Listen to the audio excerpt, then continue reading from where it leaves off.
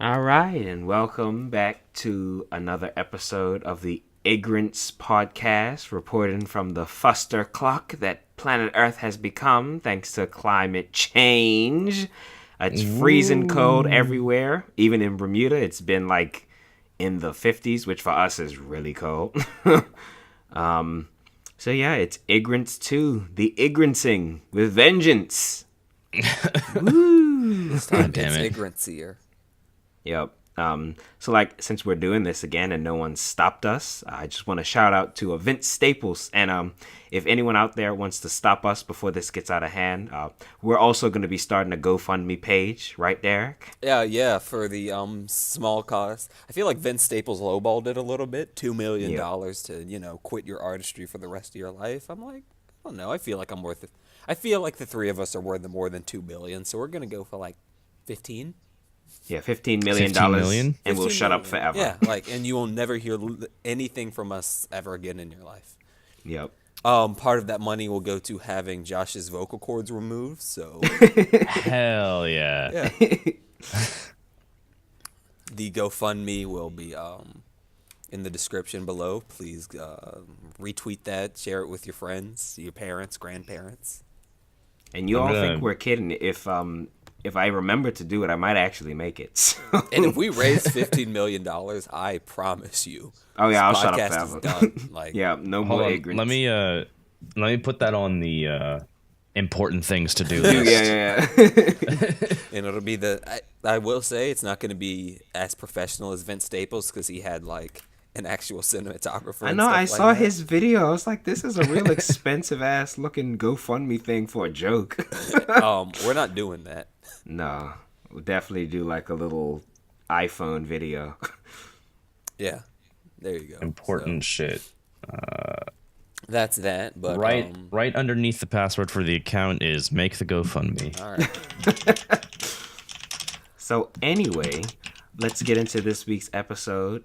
So we're gonna have a segment called "Underrated, Overrated." We were gonna have that last week, but I fucked up. everything went to hell, so we decided My to just bad. scrap that. But so every week we're gonna either talk about something that we think is overrated or something that we think is underrated. Why don't you start us off this week, Josh? What you got for us? So I am going to be taking on the task of underrated, and I think underrated is the new DuckTales Woo! done on Disney. It's a good show, and not many people are talking about it. It takes a lot of inspiration from the original and does it justice, doing it right. It's good. You should go check it out. Also, They even posted the first episode for free on YouTube. Ducktales. Woo!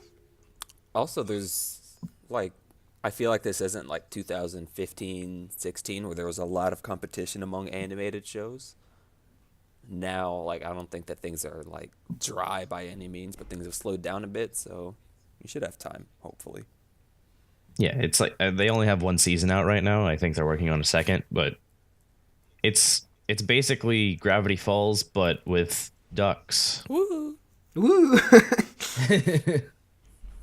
And the characters actually have personalities. Dun dun dun. Hey, we don't get that often.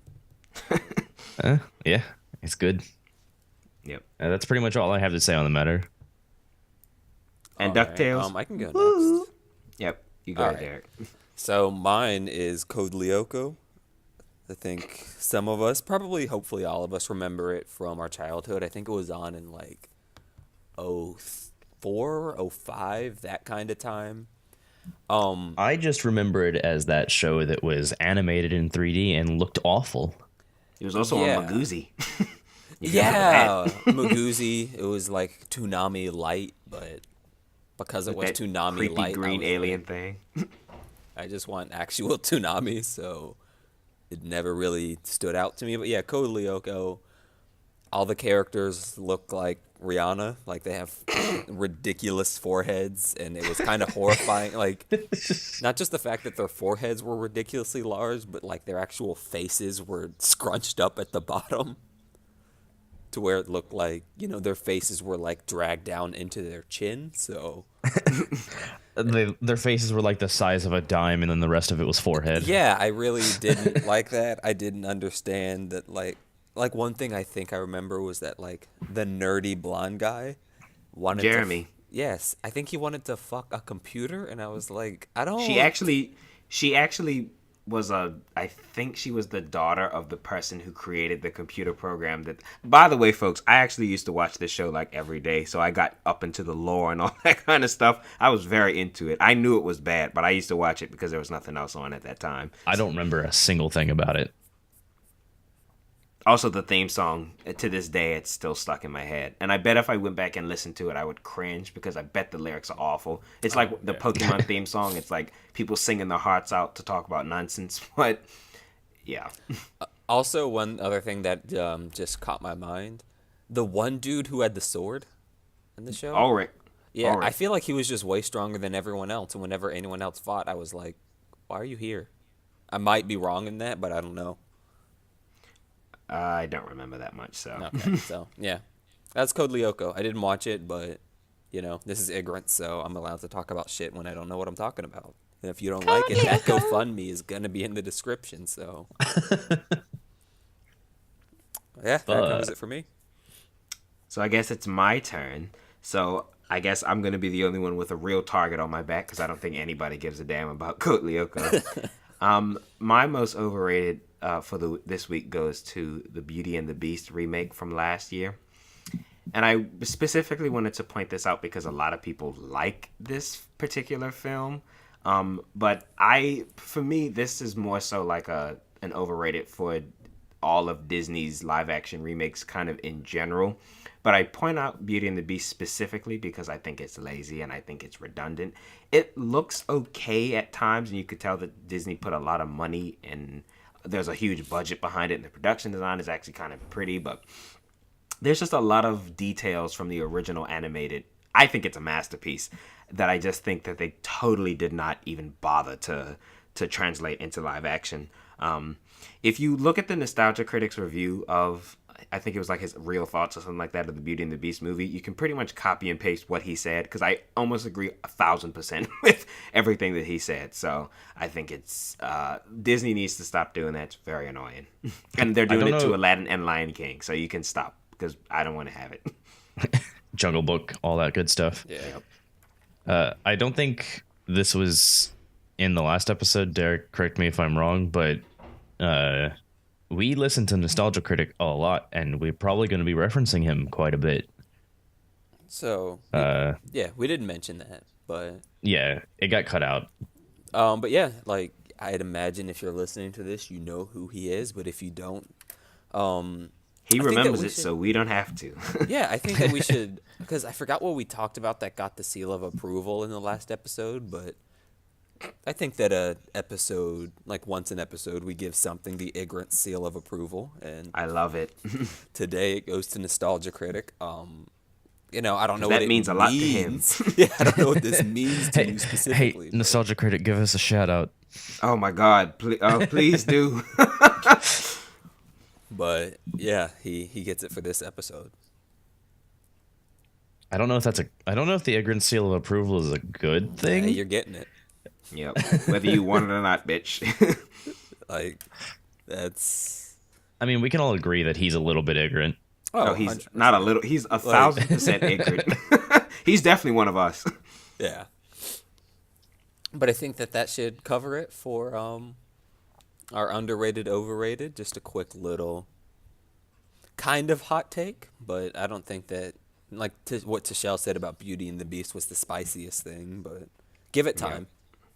I was about to say, we're very cynical people, so we'll definitely be saying negative stuff about your favorite properties. We're holding back some all opinions. Hate, direct all hate mail to Tashel, and then also donate to our GoFundMe.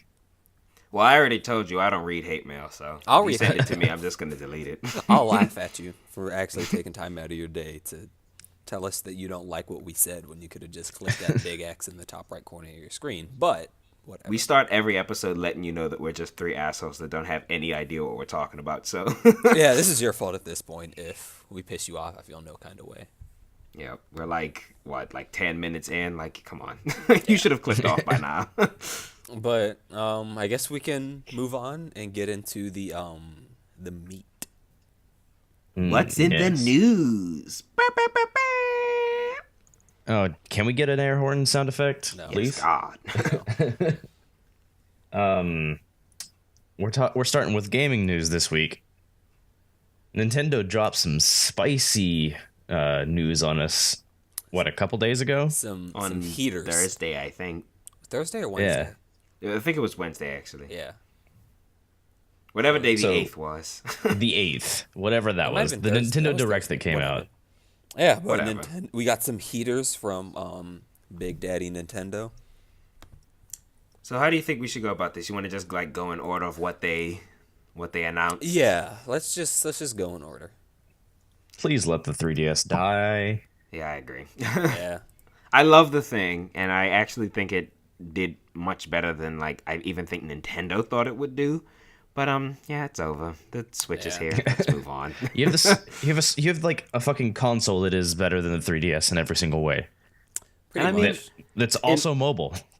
And Derek said this last week, and I 1,000% agree with him. I think the 3DS was the best console, period, of its generation, handheld or console. I think it was just the best system. So, it did what it needed to do. We can move on from it. It's okay. Yeah. Also, one other thing I'll say, I don't have a new 3DS, so I can't. I'm a bit uninformed on this, but I talked to one of my friends who has the newest, whatever the newest iteration of the 3DS is. When I'm playing through Ultra Sun, my game just lags. Like the hardware of the 3DS cannot handle it a lot of times, and my friend said that he goes through the same thing. So that would be another reason games are. Look at that, a console where like we can retire it when games are getting too big for the console to be able to handle it. Unlike last generation where it's like, well, we haven't pushed the PS3 and 360 to everything that they can do. We're But just the gonna Wii get U's them here, anyway. so But see, the thing is, we're not retiring it. Fair. It's still going. That's true. We got fucking. I think the three biggest names here are Bowser's Inside Story, Detective Pikachu.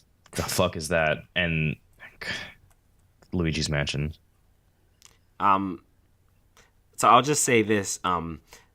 I think Detective Pikachu. I mean, our podcast is called Ig'rance, so I think Detective Pikachu is definitely one of us.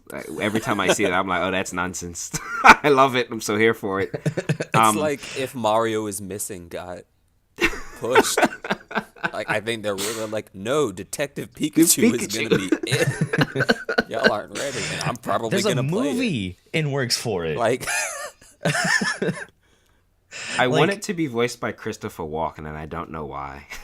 I can Oh, hear that it. would be amazing. I I'd be think- all here for that. I don't want the actual movie to be voiced by this person, but if like we could start another GoFundMe to have Samuel L. Jackson and read everything, and we could No, just Samuel- go back and redub Samuel L. Jackson Pikachu, over Ryan motherfucker, Reynolds. Pikachu. No, he'd have to be the villain though.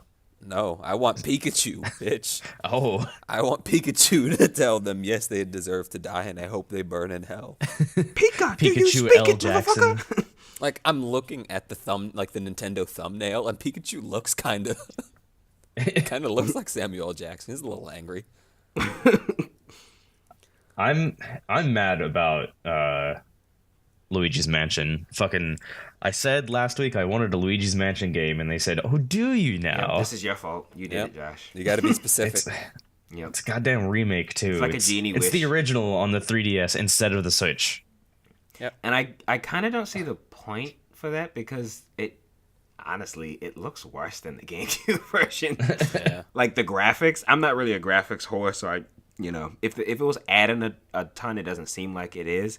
It's like, why on the 3DS? Why wouldn't you just make a Switch remake so it can just at least look prettier? I don't get it. I don't know. One thing I will say about a lot of the Switch titles, other than Detective Pikachu, a lot of these kind of seem like, eh? You mean the 3DS titles? Yeah. That's, yeah. Like, Sorry, but I mean, like, WarioWare is fucked, but that's just WarioWare. So well, like, I don't know. I still like Detective Pikachu is the only like big headliner where I'd imagine they really expect that to sell. Like the Bowser's Inside Story games, are fine. Like they're good, but they're kind of niche. They spent a lot of time on Dylan's Dead Heat Breakers, though. I That's the mean, one where you can furryfy your Wii or your Me. Oh yeah, I I'm gonna have to like. No, we're not doing that. I wanted to care about that, but like I guess I can't. So Is it set in the Animal Crossing universe? It I don't feels like think it so. is. It feels like it, but I don't think so. I don't know. I don't know enough about it, so I'm Like, I just can't care. And the Dylan's Dead Heat Breakers thing. There's actually a moment if you look at the direct. Oh, hold on. I'm looking at it right now. I'm gonna give you the timestamp. It is. Yeah, it's at 156. You can actually see like the recorded footage lag because the 3DS literally can't handle the graphics on screen. Okay, that happened a couple times during the 3DS thing. I think it happened during Luigi's Mansion. I mean, I don't remember what it was specifically, but I saw that a few times. I saw lag in So the gameplay. I think that a little again, embarrassing. 3DS, where you've done more than we wanted, than we asked you to. Like we're impressed. Yeah. You can. You're allowed to die now. Yeah. Like, you can rest in peace. Oh, I will say this. I mean, I don't think either of you two really care about Mario and Luigi games, but I love that they just totally skipped over Partners in Time because I think everybody agrees that that's the worst of the original trilogy. Like, I fuck that one. Who? Yeah, right. I mean, I feel bad because that game could have been good. As a matter of fact, I would have liked a remake. They could have fixed a lot of the problems in it, but whatever. Yeah, but I still have Bowser's Inside Story. I don't really, honestly, I hate to say this, but I don't really have a reason to get a remake of it. Like, the Bowser Jr. thing looks cute, but, like, I don't know. I'm fine with Bowser's Inside Story the way it is, and I can still play it if I want it, so I think I'm going to give that one a pass, unfortunately. yeah, I think like I'm kind of. Yeah, not kind of. I'm just hoping that this is the last year of the 3DS. Like, again, hardware wise, Are they done with their Pokemon thing? Like, are they done through their Pokemon stretch of the handhelds? We don't probably. know. I'd guess. I'd hope.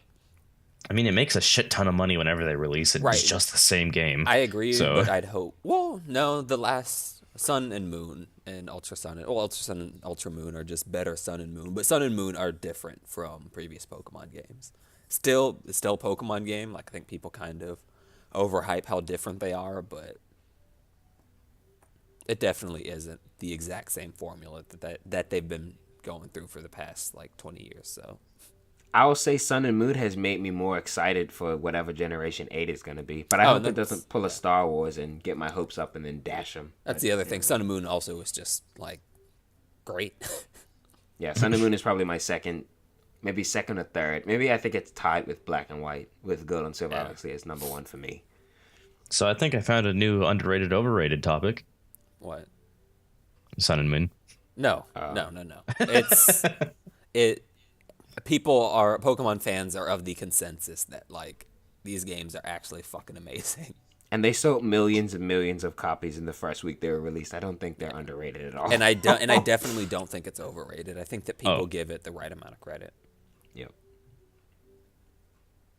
But I guess Anyway. do we Yeah, want I to think we're jump done with the into- 3DS. Yeah, we can jump into the Switch. If only Nintendo was. So, first thing up with what they're doing with the Switch was Kirby. I mean, yes. Kirby! Like, it's Kirby! just- Kirby! Like- Kirby the one! It's amazing to me that I remember a time when Kirby used to come and nobody gave a damn. Kirby is he's the headliner of the Nintendo Switch Of the presentation. Switch. You better get it, Kirby. And he's so adorable. Like, I think the Kirby fandom might just be the purest fandom ever. Yeah, because they don't talk about any other fandom. They just buy the game when it comes out. I never hear anything about it. I love Kirby. I think Kirby is pure and fun and sweet and simple. I like Kirby, so. He's also the devil, though. So Well, I mean, the games on the outside, I should clarify what I say. The games look pure and sweet and innocent. Kirby himself is a genocidal maniac. But yeah, I mean, Just a Star war Allies machine. itself. It's like, what was the Kirby game on the Wii where you could play with 4 people? Return to Dreamland, I think. Yeah, that. Like I feel like for the side-scrolling Kirby's Return to Dreamland. like reinvigorated how they're approaching it, and Yeah. I like it. I mean, I don't. One thing that I think would actually be really cool would be if you could like play online with your friends, and they could get into your game, and you could like do online co-op that way. It's a good idea, I would actually. say we're talking about Nintendo here, but Nintendo's actually getting their act together on that shit. Yeah. No, I'm so proud of them. Like I don't know if that's gonna be the case. I hope it is because I think that would be fun.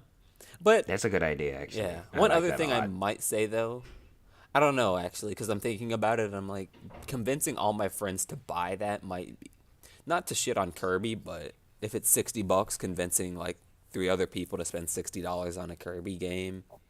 Because I kind of feel like what's it called? Return to Dreamland was like you get your friends over and you guys beat it in a night together.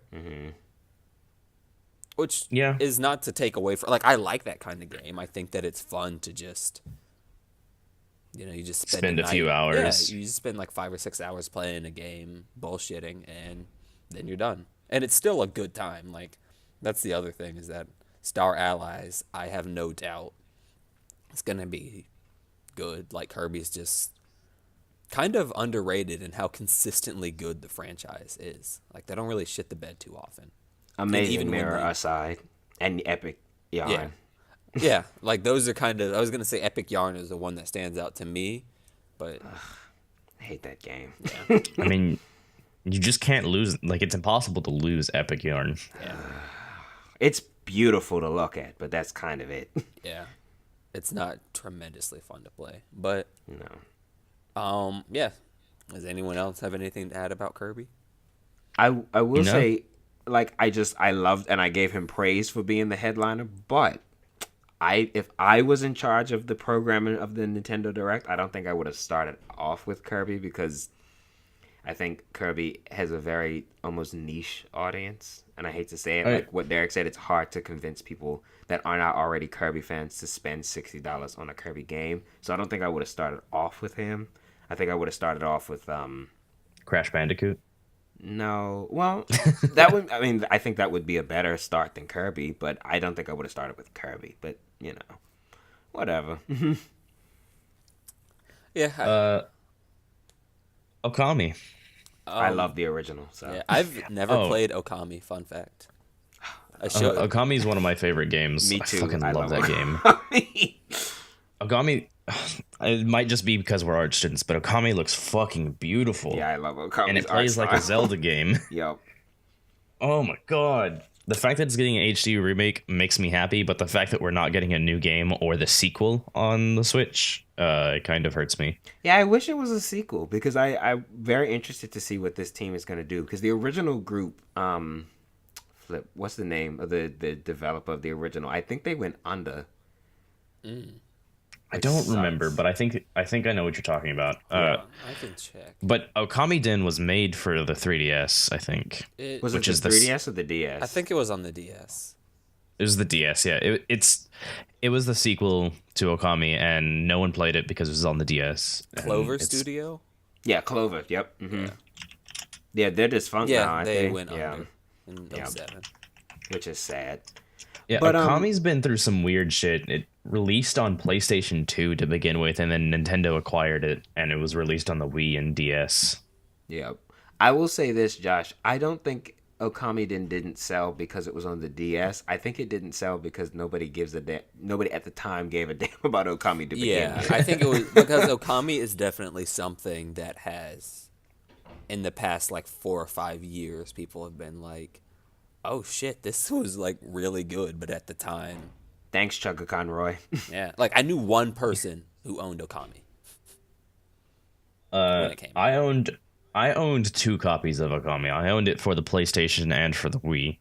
Because of I just mentioned him, but I really do mean thanks, Chugga Conroy. He's a YouTube LPer. Because of him, I actually went and got the game for the Wii, and I loved it. So So There you go. not only is the art style about that game beautiful, the music is actually like goosebump inducing. yep. If you like So good. Japanese, like the traditional Japanese kind of music, and I do, it did everything for me. Yeah. And like- the game has a great sense of humor too. Oh yeah, like all the fucking feels from that game. I feel bad for Derek. We're sitting here fanboying over a game that he's never played. Oh, I it's actually fine. think you'd like it, Derek, Oh, if you played it. I definitely would. It's just one of those things like I just haven't. I know I should, and I know it's great, or I trust that it's great rather. But I do want to say though, I don't think making this game in HD is going to add much to anything I agree. because of the art style. I agree. I think the GameCube, or not the GameCube, the Wii did it justice enough. But then again, I don't know. Wind Waker looks amazing in HD. yeah, I I would feel like like to- this is partially a test to see how well it'll sell, and if it does well again, then I mean, if I had a Switch, I'd buy it. oh right. But like I guess if this does well again, then I could see Okami 2 being a thing in like 2020. Or whatever. it I'd would like be that. called.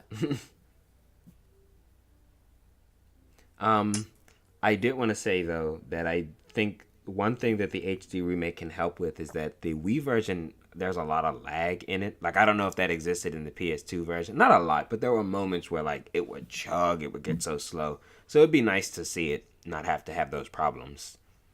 I don't remember that, but that just might be because I was starstruck. I just remember there's a sequence where you like have to paint in a river, and then when you go in the river, it's like so slow. It's like in, like half the speed. It's so slow. No, I don't remember any of that. And the Switch is deceptively powerful for how tiny it is. Yep. So can we skip the sushi thing? Because what the fuck is that? Yeah, I have nothing mean- to say about it. It's one of those games, and I think you know exactly what we mean when we say those games. So Which is weird because it looks like Ig'rance, so maybe we should actually give it a give it a I'm play. looking at it now, it kind of looks like you are defeating an army by serving them sushi. Or No, like- okay. So what it is you're fighting a person by eating sushi. You eat the sushi and then you take the empty plates and you throw it at the person you're fighting. Okay, Oh. that actually kind of sounds funny. Yeah. And like it looks like it's self-aware. Like it has like There's a story mode. animated cutscene. It looks silly. If we played video it games, looks ignorance. if we did like LPs or commentaries over video games, this seems like something that we should do because this just looks stupid. Yeah, like it just seems like a cute. Like if it probably would cost like $15-20, you just get it, you play it once. You maybe get a little drunk or high or something like that, and that's it. It seems like it's kind of like I remember I had this one experience with one of the Bombermans on the Wii, where I went to my friend's house. We got pizza and cinnamon sticks. This is very specific, by the way. And we stayed make up me until hungry. like right, and we stayed up until like 4 a.m. playing Bomberman, and we never played it again. But we had so much fun. And I think that those kind of games are relevant because you like what I just said about Bomberman, you'll get those weird niche kind of memories about it that are nostalgic but kind of unique to you, so you hold on to it a bit more. Yep. It's a weird party game for one, Yeah, I feel like. but I mean that's really all I have to say about it.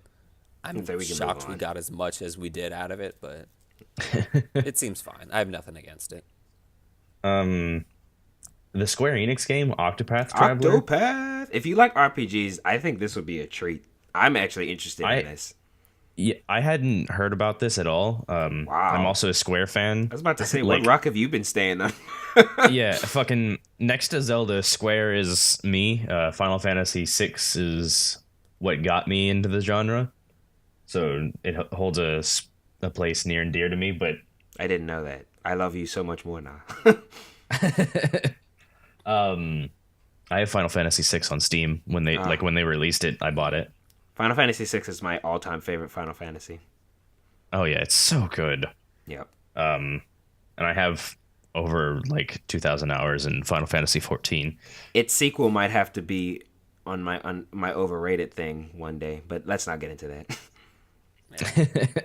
But Octopath Traveler, fucking when I saw this, I was like, I want this. Yeah, it looks like I want old this game school a Final lot. Fantasy. Mm-hmm. It reminds me, I don't know how many of you all played it, but the Bravely Default. I think this is this the same people, Josh? Hmm? Is this the same team that did you- this as Bravely Default? It Bravely looks very Default, similar. no. I don't know. Or like like I'm looking at the trailer now, and whenever they have like the drawings of the characters, it looks to be in a very similar style. Let me see. If Bravely it's Default was by Square Enix, yeah. Yeah. Yep. So So- I think this is a good. If it's not like an actual sequel or nothing, I think this is a nice kind of spiritual successor for the people that like that. Yeah. Like, and Bravely Default's a game I wished I finished, but I didn't because it was very hard and very long. And maybe one day I'll Maybe go you back. just I got Suck, something hard get and long good. for you right here. Josh, I don't want your shrimpy. You can Wow. keep that over there. Damn. I say we've been very nice to each other up to this point. I'm very Yeah, shocked. Usually, Josh and I are assholes to each other.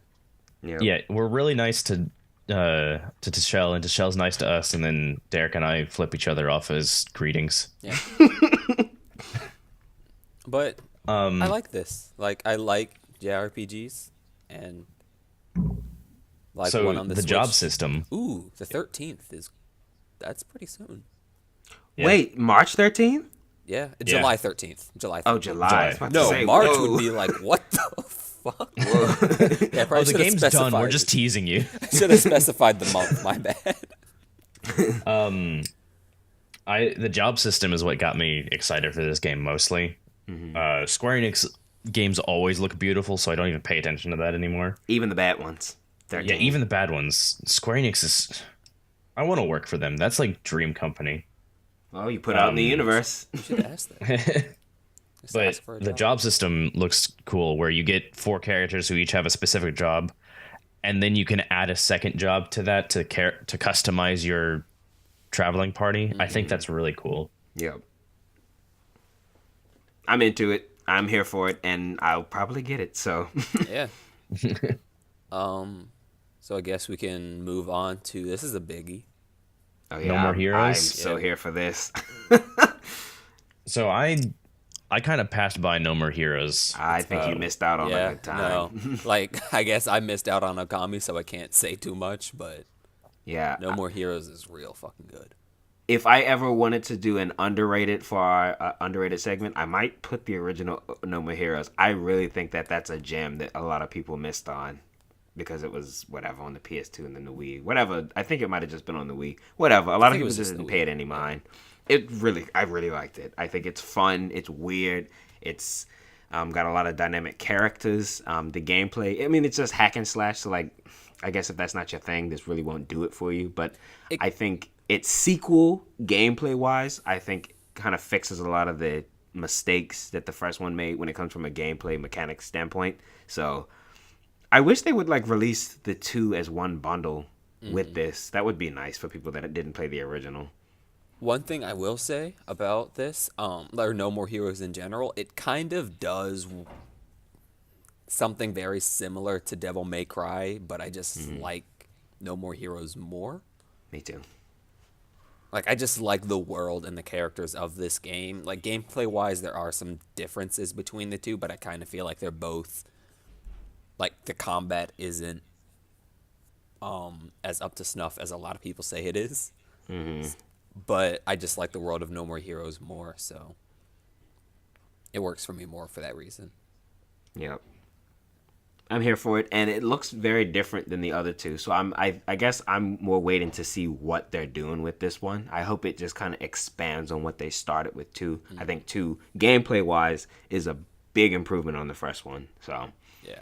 but the story I think isn't as good as the first. I think the first one has the best story. So I hope it like is a nice mesh of the two. One other thing, that No More Heroes made me think about.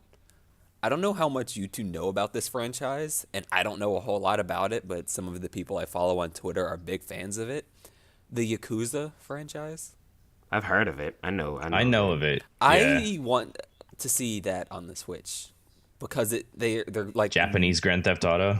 but it's not that. It is and it isn't, kinda.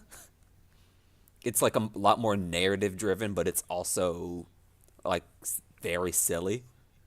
Speaking of things on Nintendo, and I'm kind of jumping the gun, and I don't want to go there, but like Travis touchdown for Smash Brothers, yes, Yeah, do it, and Omateratsu from Okami, yes. do it. Oh, yes. Something in other than trash Capcom versus Marvel. But anyway, I'm jumping the gun. Sorry with that. But yeah, I think Yakuza would be cool. And Nintendo is expanding to new IPs. Yakuza is kind of a niche game, so I don't know, but at the same time, give it a shot. Fuck it. That's a nice segue. Speaking of expanding, the next game that they announced. Let's all get good together. Dark Souls. I mean, Meh. yeah. I feel like if you want Dark Souls on the go, I guess that's this is pretty for much you. it. Like, if you like Dark Souls, you've almost definitely played Dark Souls by now. But it's kind of like Skyrim, where it's like, well, you want it everywhere. Go. Yeah. If you do, here you go. Here's more Dark Souls for you. I love the amiibo for it, though. It's Solaire, right? Oh, the Praising sun. Solaire. Praise Yeah. the sun. That's when I knew Nintendo like knows what's going on now. They're giving us memes. Are you kidding me? Did you see the Luigi's death stare thing? They've known about the memes for a long time. Wario and Waluigi have just become memes. Like, they know what they're doing. I think more importantly than the actual game releasing, this is signifying Nintendo's willing to go dark and less family orientated now, I'm so here for that. which we're gonna kind of get into when we get a little fractured. Mm-hmm. But Butthole. Yeah, but I love the way that they pronounced that title, by the way. Yeah, we'll get to that. And we'll get to that. But yeah, Nintendo's starting to take steps away from the Wii console. Which is good. yeah. And Why not Dark Souls is great. I mean, I think that like when it comes to the Zelda type games, Dark Souls, like I guess big third person open world RPGs, I think Dark Souls has the best combat in anything. And having more of that is nice. Get I good, think scrub. the general consensus is, hey, Dark Souls is a good game, so more Dark Souls. I don't think people are going to complain about that. I know people Yeah. have been complaining, but we'll get Oh, into people, that later. fuck off it. Like, it's... People have been complaining about Dark Souls being released on the Switch. What? Yep. Oh my god, why is the Switch just becoming a port machine? It's- You're 2 years late to the party. It's Blah. fucking not, though. Like, I mean, better late than never, but also it's not. Yeah, I don't want to Like, feed yeah. them too much, so. I don't. If they only announced ports with this, I'd get it. But I'm like, you do understand that was one thing. Yeah. I mean, there's a few A ports couple, there. but It launched with a port, but that's But- just saying, yeah, Nintendo But is now so did the working with other PS4. companies. right. But you it got The also Last of launched- Us with the PS4, didn't you? And The But Last it of Us also, just came out. But it also launched with Breath of the Wild, so. Yeah. Yeah. Which is I mean- arguably the best game of this generation so far, so. I don't know why people are mad that Nintendo is working with other companies now. And that's the other thing. Like, I I just think don't that want it to it's- do well. I think it's a good idea because, like, it's a safe thing to do from a business standpoint. You want relationships with like Namkai Bang Bros, so you fucking. I love that you call them that. So, but at the same time, a new game might be a bit risque. And if they wanted to go with something on the like more gritty, dark adult path, the options were Dark Souls and Bloodborne. And Dark Souls is just a bigger name than Bloodborne, so like it's just safe, and it's gonna sell. And there It you being go. on the Switch, I might actually play Dark Souls for the first time, so. Good luck. There you go. Dark Souls is frustrating for beginners. But it's not really my kind of game, but like it being on a Nintendo console might, I guess, preempt me to try it. I don't know. One thing that might be funny is if you see people like playing it in public because it's so frustrating. Frustrating. Oh, you're gonna see some switches on the ground. I don't even imagine how many controllers have been broken because of this game. God damn it. Fuck. Shit. God damn. Oh, God. I'll tell the story of shit. God damn it. One day.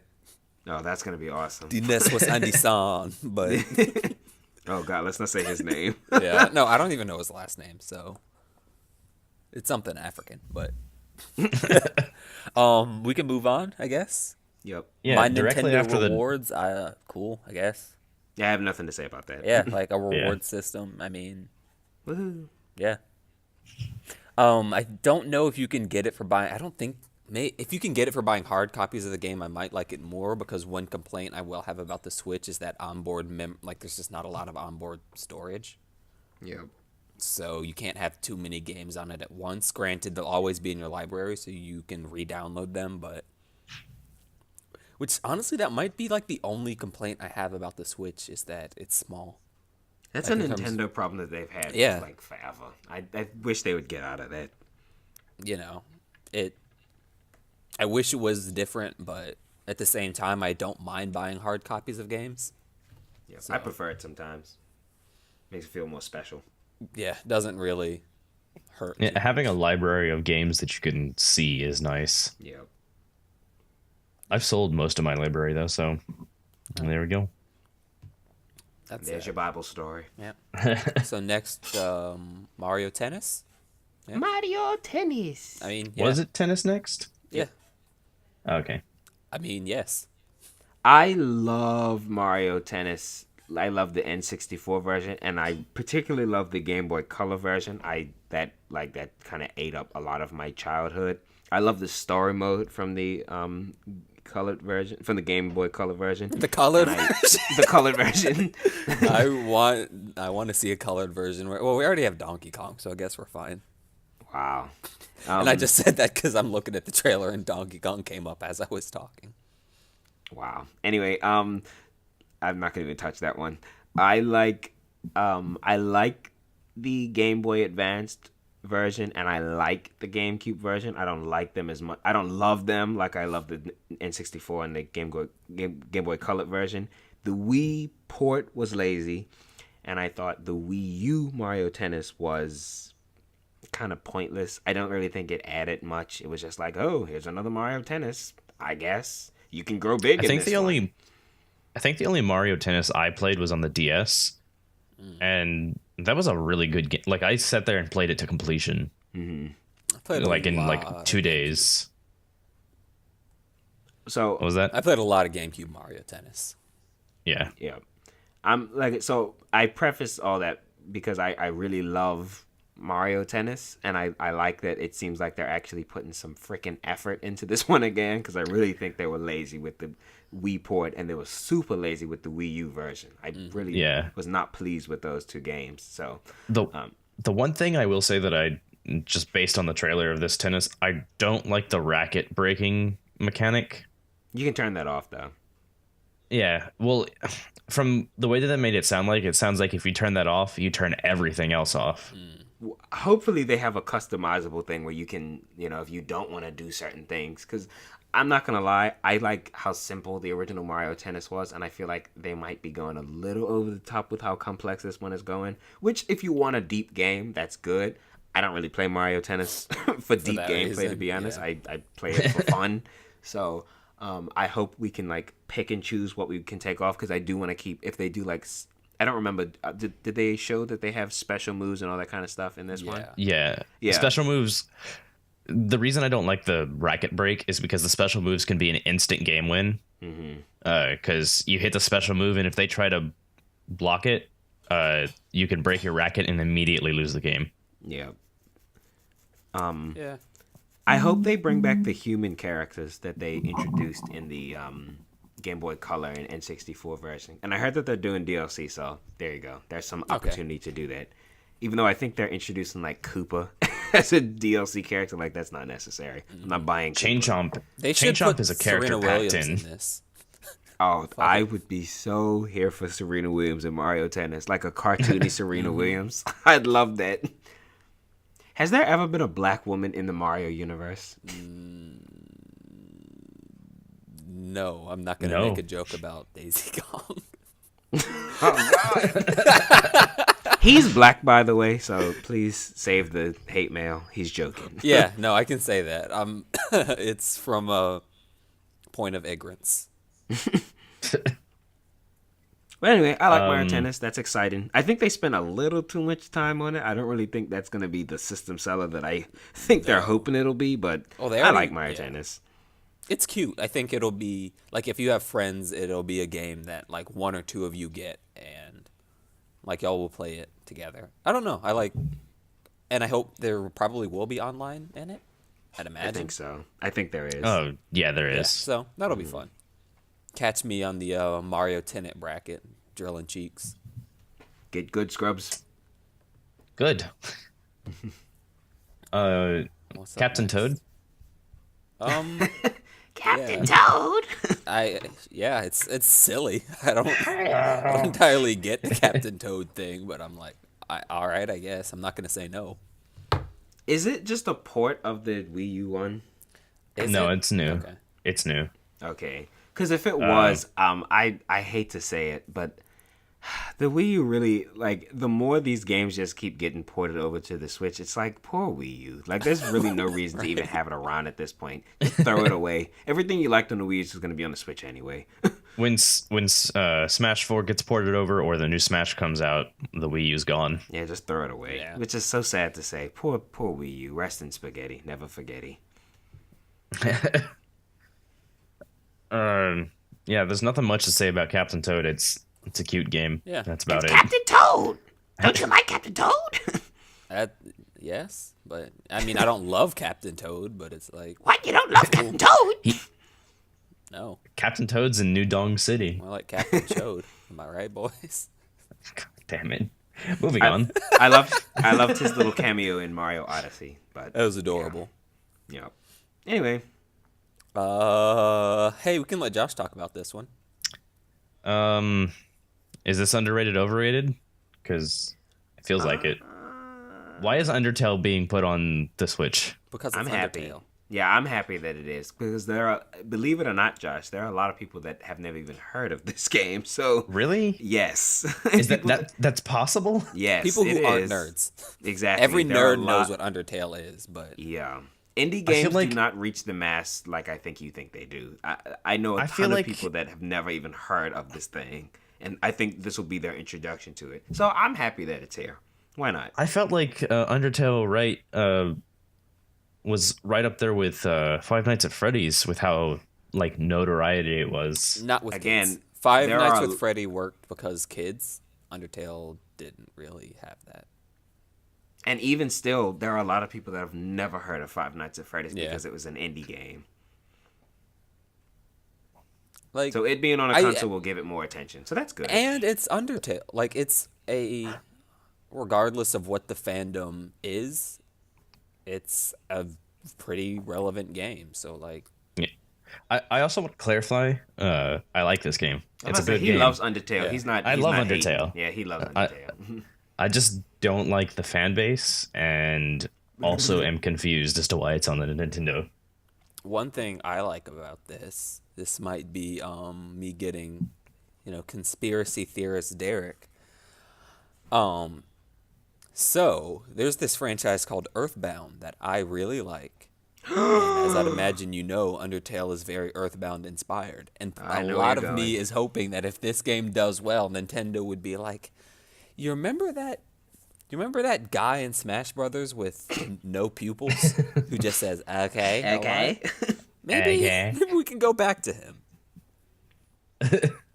Oh, I'd love it. I've always wanted Mother 3 over here, and I think because of the demand for that, if it does well, I think we'll get an Earthbound 4.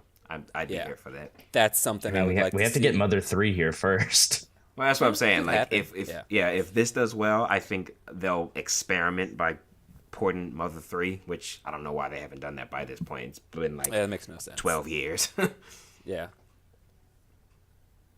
But that's something I would like to see, and I mean, there's a very real chance that I'm just blowing smoke up our asses, but one can hope that one day NES will get a game again. Or Earthbound. Well, there'll be another Earthbound game, because I like them, and like, they're actually good RPGs. Like, world's fun, story's fun, the combat itself is pretty good. Frisk for Smash Brothers. Fuck it. No. and then we can have Flowey the Flower as a boss. And then I feel like story if Frisk mode, was in, I feel like if Frisk was in Smash Brothers, they would literally have no attacks. they just hit you with a stick. You could replace the sandbag with Frisk. With Frisk. But yes, Undertale, good. If you haven't played it, this gives you. And I know a lot of people who know of Undertale but haven't played it. And if it was like $15 on a Switch, like, And I think I said this in the last episode, but I come from a musical background, so like I really love the music in Undertale because Toby Fox, right? That's the name of the creator, right? Toby Fox. Yeah. He's a musician first. Am I getting that right? Yeah, he did the music for Homestuck. Yeah. So the soundtrack is amazing. It's really good. yeah. All right. So I So, think we can move on. Yeah, Undertale. Crash It's cool. Bandicoot. Good for Crash. Whoa. Whoa. A little late on the meme, but it was a good one. But Crash for Smash. I mean, yeah, like, do we have anything bad to say about Crash on the Switch? I love that it's coming. It's I just don't awesome. have anything bad to say about Crash on the Switch. It's just Crash isn't that good. You take that back, you motherfucker. I See, won't. this is what this show was made for moments like this. I've never heard somebody say that before. I just didn't like Crash. You don't like Crash? No. Oh my god. That's my childhood. And this is coming from the Nintendo guy. I still loved Crash. I didn't care that he was the enemy or whatever. You know, fuck all that stuff. I think... Well, anyway, you go ahead, Josh. You say you don't like Crash. Why don't you like Crash? I felt like it was just a not Banjo-Kazooie. And I will say I haven't played it since my adolescent years. So I could just be coming from a mindset of hipster. Like, it's not Banjo-Kazooie, therefore bad. Do you say that in terms of aesthetics? Because gameplay wise, they're like nothing else. Yeah, they don't play similarly. Like, Banjo-Kazooie is much more open world, whereas Crash is extremely linear. Yeah. Banjo-Kazooie is more like Mario 64. Crash is more like Sonic the Hedgehog 2D done in 3D. That's really more what it's like. If I had to say what was similar to Banjo and Kazooie, and we're not really going to talk about this, but like Spyro is something that's a lot more. I liked Spyro too. That's but weird. I didn't play it as much. Okay. I didn't play Spyro that much. That's weird because Spyro is a lot more Banjo and Kazooie, in my opinion, than Crash.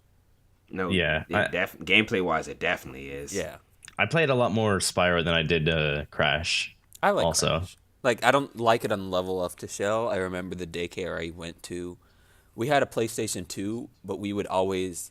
Like, what would happen is, like, once a year, they would buy us 3 games for the PlayStation, and we would always break 2, like, a couple of months in, and then the last one, we're like, all right, guys, we got to be really careful with this one.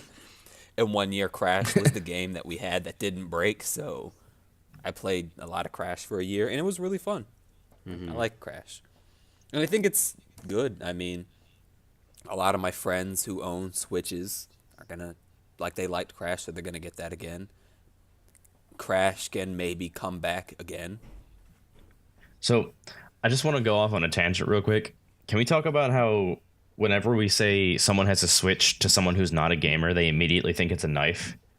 Not a knife. I've had multiple occasions where I said, "Oh yeah, this guy pulled out his Switch," and then people were like, "Someone tried to knife you?" Yes. Oh, to go back on Crash, I just want to say one last thing. So the villain Cortex used to be voiced by Clancy Brown. I don't think he is anymore. Clancy, I hope I'm saying his name right. I think his name is Clancy Brown. He used to voice Lex Luthor in the Justice League cartoon when he was Black Luthor, and it really fucked me up to hear that voice come out of that man because I just always heard Cortex. Huh. And that's all I had to say. All right, but yeah, I like that Crash is coming back. I think this is good for Crash. I think that this game will sell pretty well, and he might get a new one. So, Whoa. that's that. I guess we can jump into Little Nightmares, which I didn't see. This is just one of those cute, artsy indie games, right? Oh, cute, Yeah. huh? It's Maybe not cute. Oh no, this is not cute. This is horrifying. No, it's Oh, horrifying. yeah, one of those. I see. I've seen like this kind of, like I think it's just one studio that makes a bunch of these kind of like pretty looking, dark. Did the people that did Side-scroll. Limbo do this? Because that's what it reminds me of. I don't think so. What's it called? My Little Nightmare? Little Nightmares. I will check. My Little Nightmare. Hold on. Let Something me make about it sure. just reminds me of Limbo. All right. Yeah, Limbo. Yeah, that's what I was thinking of too. I've seen a couple of these kind of games, and like I think that they're cool. They're just side-scrolling puzzle games. So Yep. I honestly, I don't really have too much to say about this one. It's cool that it's being on a console, so Yeah. it'll get more attention. And again, That's it nice. seems like a kind of game that would work on a Switch because it's like you pick it up, play a level for like 30 minutes, and then you can keep it moving. Okay, developers was Tarsier Studios. They have made they made Little Big Planet. Oh, Oh, DLC for Little Big Planet actually, not Okay. the whole game. okay. But they did make Little Big Planet 3. And yeah, Okay. Damn. so It does Little kinda Big look Planet like- from Little Big Planet to a game about fucking fears. but I see It does. Yeah, it does kind of look like it plays like Little Big Planet now that you mention it. Yeah. So, I mean, yeah, I'm cool with it. Did you just yawn, Josh? Oh, yeah, my bad. I guess Are we're we boring you that Yeah, much? I'm Let's sorry. move on then. Yeah. So South Park. Respect Oh, my yeah. authority. So I just So- want to. Sorry to cut everybody off, but I just need to set the record straight. South Park is probably my favorite cartoon. Maybe it's really up there. It's definitely my favorite comedy series of all time. Yeah, I'm trying to think of like the list of shows from what I know you like that you like on the level of South Park is really fucking short. Yeah, I love South Park. So, I'm a huge critic of the newer seasons because I know how good the show can be. But I like Fractured Butthole. I don't think it's as good as Stick of Truth, to be honest. I think the gameplay is just too complicated in the second one. And I don't know if that's a popular or unpopular opinion. I actually don't care what anybody else thinks when it comes to South Park. No, I'm very like, this is my opinion and fuck everybody else when it comes to South Park. But I will say I'm getting too excited. I just love that this is coming on the Switch. I just love to see the people in the direct like try to like not have anything offensive in the trailer. And like whenever they would say the yeah. name, they took special care to not mispronounce the name, and they'd be like, To not- the South Park, the fractured but whole. Yeah. I'm like, Trying see, so hard not to say fractured butthole. moments like that is why I love South Park. They do that kind of stuff on purpose, and this was just perfect. I Yeah. loved it so much. And I think we all most people like South Park. You'd be surprised. Well, that's true. But South Park is a very popular thing. And again, it's one of those things where it's like, yeah, blah, blah, blah, it's just another port. Like, yes, but it's a like, if all of these ports were the same type of game, I'd listen to that argument more. But, like, look at the things that are getting, like, ported and remade. Like, Okami and Crash and South Park and Undertale. It's like, there aren't games similar to this on the Switch, so... This is Nintendo taking things and just breathing more life into it. Except for maybe like Dark Souls. And a lot of these are things that we like. So, like, are we really going to complain about more Dark Souls and more South Park? Screw Yes. you guys. I'm going home. So, yeah, I like this. You know, it's good. There's not a game like This is a South Park game. Like, worst case scenario, if you like South Park, you'll like this game. Mm-hmm. It's just like a long and episode even- of South Park. Yeah, even if you don't like the gameplay, it's just a fucking episode of South Park. Yep, it's still funnier than most of the new episodes, and Yeah. it pains me to say that. Well, I 'cause think that love they South care. Park so I think much. they care about they put more effort into their games than they do seasons of this show. Yep. I still stand by. I still think I like Stick of Truth just a little bit more, but this is a fine sequel. Yeah. I haven't played Fractured Butthole yet. Yeah, I don't know much about it, but I trust Trey Parker and Matt Stone well enough, so that's that. Hyrule Warriors. Hyrule. This is a Boo. port, right? This is actually a port. It's like, it? Yeah, it's the port. But it's the port with all the DLC in it. So I feel bad for all of my friends that spent all that time grinding and that all that Hatsune money Miku? on all that DLC, and now it's for nothing because you can just get it all It's- in one pack. Oh well. I mean, that's It's like basically Game of the Year edition. yeah, which again, that's fine. I mean, if you like, I have a Hyrule- friend who absolutely loves Hyrule Warriors, so I'd be pissed. But then again, it's like the people who buy all the DLC for Street Fighter just to. And I'm not gonna let Street Fighter go. That's one franchise who I'm gonna go real hard on. Where it's like, you guys just like release a game, and over the next 3 years, we'll add like 40 characters to it, and then we'll get Street Fighter V Ultra, which has everything in it. well, I like Hyrule Warriors, so I Yeah. wouldn't have paid it any mind if I didn't have a friend who was really into it because I'm not really into the like war. What is it, Dynasty Warriors that it's based off of? Yeah, I'm not Yeah. really into that kind of game. So the fact that Zelda was attached to it was, I think, the only reason why I paid it any mind. And then my friend was into it, so I watched him play it and like, oh, this is actually kind of fun.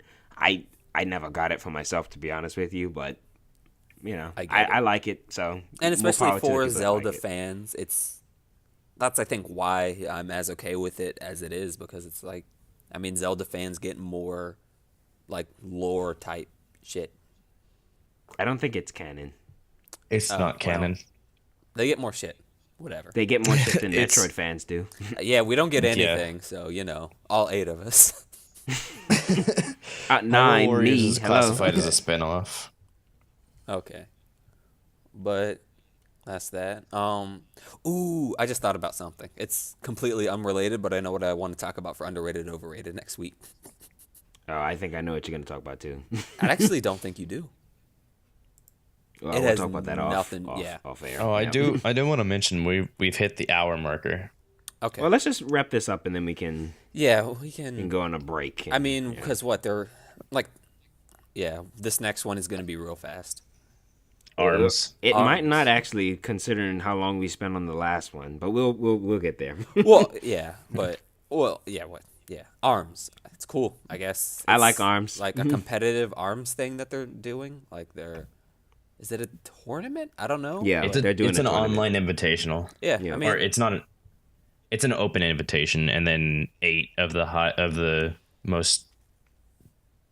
top ranked people get into an actual invitational and duke it out I will at say this. Nintendo. yeah. I it's cool. hope that Nintendo doesn't think that ARMS is their Splatoon of this generation, because it's not. Yeah. It's not, no. What I asked for Splatoon is their last week- Splatoon of this generation. Yeah, last week I asked for Nintendo to create something new and original, a new IP for this generation. I hope they didn't think ARMS was that, because it's not. Don't do that, Nintendo. I'm still waiting for that. ARMS is cute, and I like ARMS a lot, actually. I'm probably going to get it. I don't know. I might. I don't know. But don't. I want something different. Yeah. ARMS feels more niche to me. It is. Only thing I'll say about ARMS, like, hey, Nintendo, what are you doing with trying to push competitive ARMS? You know that franchise Super Smash Brothers that you guys have that people play competitively? Can you actually, like, put we're getting money? there. Yeah, we'll get to Smash in a second. But put money and effort into that. Yep. Yeah. Fucking make that into CSGO. Sure. Why? I mean, fuck, you could do it. But, yeah, that's ARMS. Splatoon, yes. Splatoon. I mean, Splatoon So- DLC. It's DLC, but so this is the thing that I was holding on to. Oh boy. Can we talk about how the character looks like a fucking hooker? Oh, you're not gonna do my English. God damn it. Wait, no. No, Josh, we're not doing that. Not to my inklings. Come on. I love what. I'm sorry. Go ahead. Fucking black leather skirt and shit, and just walking like she is Josh. with all the characters staring at her. Josh. Come on. 6-inch heels. She walked in the club. Sorry. Josh, maybe they're children. We're not doing this. That's what I'm saying. Josh, I never thought about it that way. We're not doing this. I love Splatoon. I'm excited for the DLC because I actually really don't like that I felt like, I mean, I know why they did it because they felt like they needed to have something big out for the first year, but I actually feel like they rushed Splatoon 2 out. So this is pretty much what they were, I think, going to release, but they didn't have time to. So I'm happy that we're going to get a actual final version. Thank God. Splatoon's good. Yeah, Splatoon 2 to me just kind of felt more like, here's Splatoon 1 again on the Switch. It's like, oh God. I love Splatoon 2, so it's not an insult or a jab specifically at the game. It's just I smelt that it was an unfinished product. So looking at it now, like looking at the gameplay, it feels a lot like what's that called? Mario Sunshine? Yeah, Mario Sunshine. Yeah. Yeah, like the levels feel like Mario Sunshine. They even have like the paint jetpack and shit. Yeah, I would love a Mario Sunshine DLC. That's probably not going to happen. Nintendo acts like Sunshine didn't happen. For some reason. People like it now. Yeah, apparently when they were making Splatoon, they didn't even think about Sunshine. I can believe that, actually. It feels more like a coincidence than anything. Yeah. Yeah. I'm actually creating something right now, and I just realized that it's very Splatoon-esque because everybody uses paint guns. It's like a paint gun thing. It's like a bunch of kids. It's a cartoon with everybody's like uses it's like a paint wars thing, and yeah, it's just very Splatoon. I'm like, God damn it. Well, but whatever. I'm gonna go through with it. Fuck it. So, do we want to get into the big meat money? So this episode's going to be long, everybody. Yeah, that's fine. Because we're going to talk about Smash Brothers, and I highly doubt it's going to be a 2-minute conversation. So yeah, and then the next thing we're going to talk about is also because it's something that Tashel and I are very invested in. So yeah, sorry, that's fine. That's what I'm saying. 2 hours is a good length for a podcast. Praise the sun. The Smash Son. Yeah, Super Smash Brothers for the Nintendo Switch. So, the video that they show, I just want to imagine that that's how they invite all of their characters. It's just the main 8 showing up in front of a fucking fire sphere. And this, I like this because it goes from this inkling, yay, we're having fun, we're shooting paint at each other, to fucking Mario and Link, bitch, we are going to beat your fucking ass. You die tonight. Are you interested in the Smash Brothers initiative? And the picture, or the still of Mario, ominous Mario. Also, I love that. It's hilarious. The Inkling's face is like, holy fuck, I'm dying tonight. And if you look at Mario through each iteration on the cover of Smash games, he just gets more and more angry. In Smash 4, he was fucking pissed, and I'm like, oh, I'm ready for this new Mario. I know. I love that Mario in every other game is so happy and actually kind of he kind of scares me because he seems like he's too happy. He's kind of creepy. But in these games, he's so serious and he's going to whoop everybody's ass. It's hilarious. Yeah. Also, the picture of the Smash Ball in the Inkling's eye has already become a meme. Yeah. Can we get the Patrick meme out of here? Yeah. I don't think that, unfortunately, the Splatoon meme is going to hit mainstream, but... Yeah. Or the Smash Splatoon meme, but... So before we really get into it, I think we should probably get this out of the way. So what do we think? Do we think that this is a port, or do we think this is Smash 5? I think that this is Smash 5. This is Smash 5. I don't think I'm as... I think I'm honestly, I think 60% I think it's just a revamp 4, but 40% of me really wants it to be Smash 5. I don't want another port. I get it because nobody bought a Wii U, and the 3DS version way outsold the Wii U version. So find that business-wise, let's get your bang for your buck. But I really hope it is a new Smash 5 because I don't imagine that Smash 5 would be that much different than Smash 4, to be honest with you. So I don't think they need to call it. I mean, they didn't call Smash 4 anyway, so it doesn't really matter what they call it. I just hope they add a decent story mode or whatever the equivalent to a story mode would be. And I hope they have some more characters worth a damn. I hope it's not just Inkling. That would be so boring. Part of the reason I feel like it would be a Smash 5, twofold. Smash 4 itself, like after Bayonetta came out, I think there was only one update after she was released, and so the game has been in the same condition for like a year and a half, 2 years almost. Mm-hmm. So them kind of dropping it that quickly leads me to believe that it's something new. And then I think I mentioned this to you guys, but the difference in developers. Yeah, that's true. Like Hal is doing this one, and Bang Bros did the last one. So I think that, the fact that they introduced it saying that Inklings are going to be a character and that it's also a working title, I think are the biggest giveaways for me. Yeah. I do think that there is, like, I'd give it like a 20% chance that this is a port of 4. But I hope you're right. I hope it's not a port. I don't want it to be a port. Like, I don't think that 4. I don't think 4 was bad. It is my second favorite Smash game, but I just don't want more of it. It wasn't that good, and I don't want a Melee remake, obviously. It's also pretty evident. I mean, not pretty evident, but there's evidence to suggest that it's gonna be a port because they're using the same font. Yeah. Like, but the logo is different. It's not the same. It's a little logo. different, but the Smash 4 logo has like fire and stuff on it, and the Bros has the symbol it goes with the O. In the new one, it's not. I don't think. I mean, I have to look at it again, but the logos are different.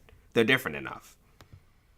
Yeah, I'm gonna hope that it's a new game because I want to say really want more for it, and I don't think many people do. Yeah, I do want to say two things though. I love the trailer. I think that is like one of the coolest Smash Brothers reveals that they've ever done. Because if you were watching the direct while it was happening, it kind of took you by surprise. Yeah. Like, I had a fake out. Yeah, I had a feeling that it was Smash Brothers when the Inklings first came because I was like, this looks way better than the models used in the Splatoon. game. But then I was like, well, maybe it's just like a ridiculous, unnecessary port of Splatoon 1. The second the screen went black, I was like, Smash Brothers. And then the whole thing with the fire, and that was just really, I loved that. It was so cool. But the second thing I want to say is, and I guess, like, maybe they don't put as much weight on E3 as we do. Like, maybe that's just something arbitrary that we do. Why did they waste this announcement to the end of a direct in March instead of letting this be something surprising everybody at E3? Because Nintendo. I will. Okay, so one thing, and if what I'm about to say is the actual case, like, I will walk around with a boner for like 3 months. But if Nintendo is legitimately of the opinion what we're going to show at E3 is so big that the new Smash Brothers, like, we're going to come into E3 with so much ammo that, like, we don't need a new Smash Brothers to, like, have an impact, that would be amazing. I hope you're right. That gave me chills thinking of of the that. case that they're like, we could have done Smash Brothers, but keep your eyes on GDC also, because they said they're going to be doing some shit at GDC. You guys are giving me chills. With Nintendo, you never know. So yeah, literally what you said could be true, and I really hope that's the truth. Or they could have nothing to show. Yeah, I don't really know. It could be some really awkward piece of shit. Because I agree, like, this would have, had they not announced Smash Brothers, this would have been a fine direct. Yeah. Like, I don't think it would have been ridiculously amazing, but it would have been, like, because I feel like so much of this direct is, like, Nintendo showing the direction that they kind of want to push the Switch in to where they want it to be more, again, they're trying to get away from the stigma of being the kitty family-friendly developer. I think the Smash Brothers reveal bumped it from a B a B mark to an A. I really, Yeah. really think that I this agree. direct was awesome because of this reveal. But at the same time, I hope you're right. I hope E3 just like rocks the house, but I just think that's a waste of a huge reveal in March. Like, who cares about a Smash reveal in March if it's like E3 is right around not right around the corner, It's, but what, I don't 3 know. months? Yeah. Yeah, I don't know. I hope you're right. I hope So- Nintendo's got something really big cooking up there. And I Metroid guess- 4 maybe. Ooh. Yeah, probably. One thing I guess we could talk about, like, I don't know what there is to talk about with Smash because Yeah, we don't know. we anything. literally just know that it's a thing. I guess. I mean, we can speculate characters. yeah, I was about to say, are there any characters that like you want to see particularly badly in it? I want Snake to come back. I don't think that's gonna happen with Kojima. Yeah, I don't know how feasible that is right now because Konami's a piece of shit, and Yeah. I feel like Kojima was probably a pretty big reason as to how they got it because Kojima's just cool, but Konami is fucking stupid. And Snake didn't come back when Konami and Kojima were having, issues. Right? You know who 'cause I Smash 4 want? came out Yeah. around the time of Metal Gear Solid 5, and there was a bunch of bullshit around that. Yeah, it was like advertising or whatever. You know who I want for the new Smash Brothers? Who you got? Captain Toad. Oh. So, no, for real, who do you want? You said Okami earlier, and I kind of want that. Amaterasu. Yeah, me Yeah. too. Amaterasu. I Whoever the hero from Octopath Travel, I'd love to see some representation of something different. Travis Touchdown.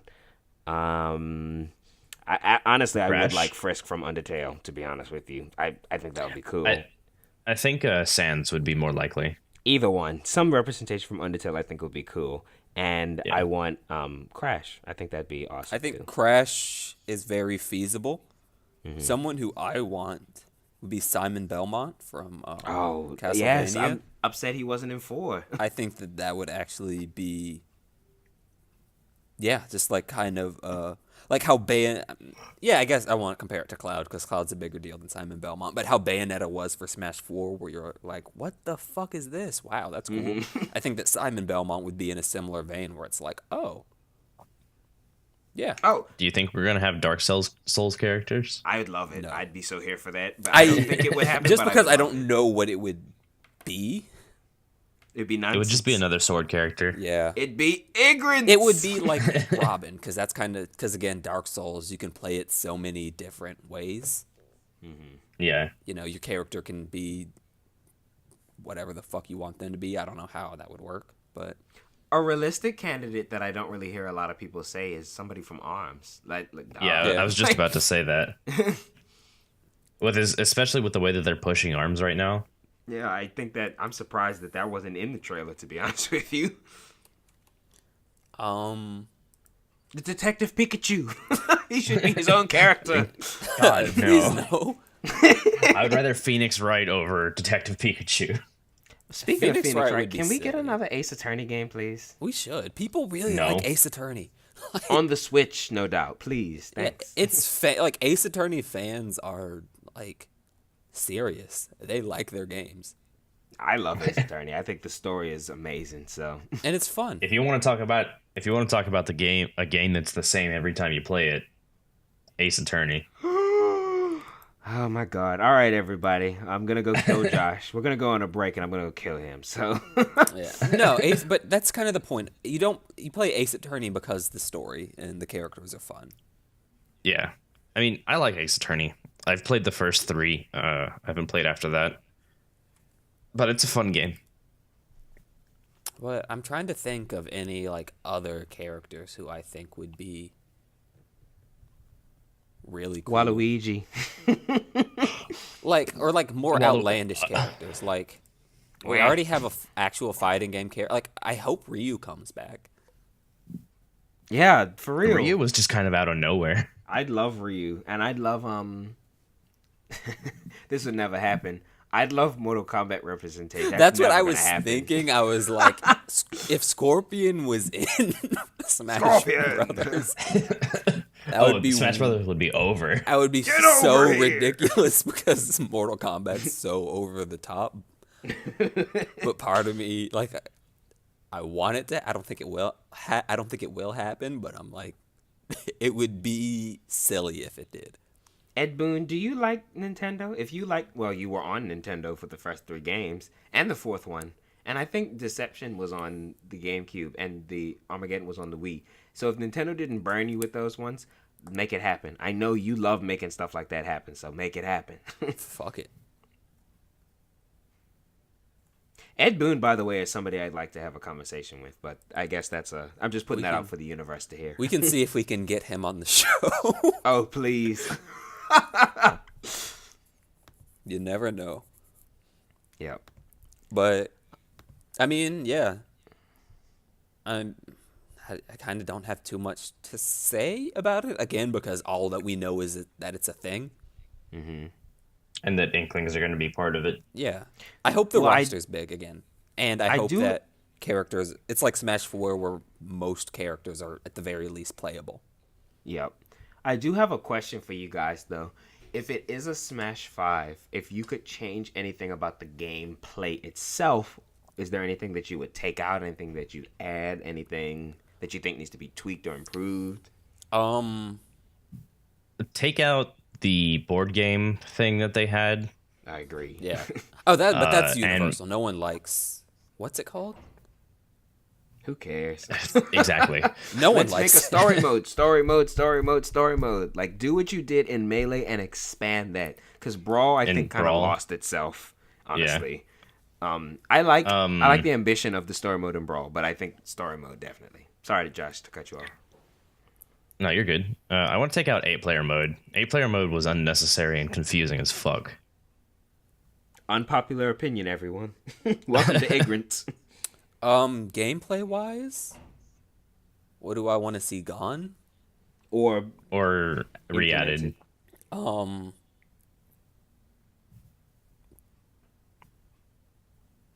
Bullshit. I guess. So we don't have too much dead air while Derek thinks. I don't know if you guys played with like Bayonetta or Ryu, but the way that they use combos, you said it was bullshit. Yeah. The way they use combos, to me, and I like fighting games, so that's probably where this is coming from. I think I would like to see that explored with the other characters a little bit. Like, I know that's not really what Smash Brothers is about, but like, you have to create your own combos, and so it's kind of bullshitty. I would like combos implemented in the foundational, like that 1-2-3 punch that everybody has. I'd like to see that kind of expanded upon, I guess. I mean, so like that's not going to happen. Out of a jab. Smash Brothers is not really that kind of game. It's not really a fighting. I mean, it is, but it's not. Yeah. You know, it's more like a party fighting game than a traditional one-on-one fighting game. But I'd just like to see if they could, I don't know, try something with that. Maybe not even all the characters, just like how they did with Ryu and Bayonetta, because I think it rewards people that are like, you know, fans of more deep gameplay. So I think Dragon Ball Z Fighters, though. Goku for Smash, son. My thing, I guess, that I would want to see change in Smash 4. There's just a lot of jank. And keep in mind that the character who I mained in Smash 4 was Zero Suit Samus, who is among the jankiest of characters. This guy, really? Yeah, like I played a character for the entire game that if she grabs you at 40, she can kill you. And I just, until she got nerfed. She can still do that with Rage. But you play Toon Link, so you can't do that against Toon Link, so that's the only issue. Toon Link's the best. But yeah, I guess just like that, how Bayonetta can still like hit you once at 0 when you just die. Just that kind of stuff. I feel like there's just a bit too much. Like Rage was kind of an unfair mechanic. Like giving everyone Lucario aura, I feel like was a bit. And Lucario aura also still having aura.